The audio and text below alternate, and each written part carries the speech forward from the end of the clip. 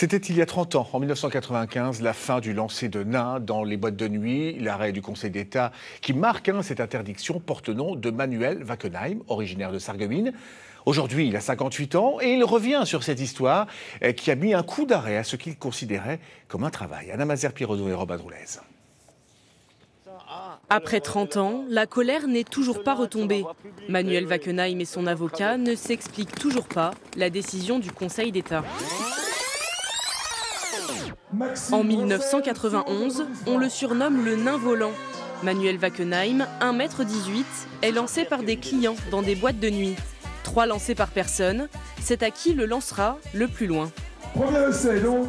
Manuel Wackenheim, personne de petite taille, avait trouvé cet emploi d'artiste. C'est un spectacle qui était joué dans des établissements, des boîtes de nuit. Lui, il était tout à fait content, tout à fait heureux. Il avait trouvé du travail, il avait trouvé de la reconnaissance sociale. C'était une petite vedette.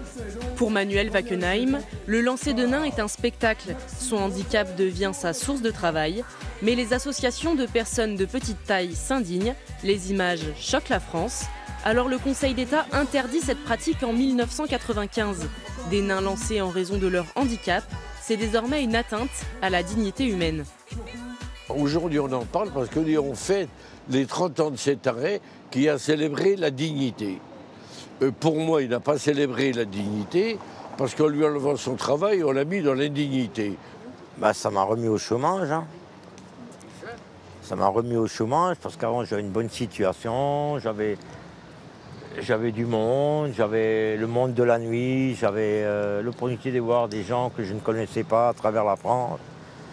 Ça m'a permis de sortir un petit peu de mon trou, ça m'a permis de vivre un petit peu.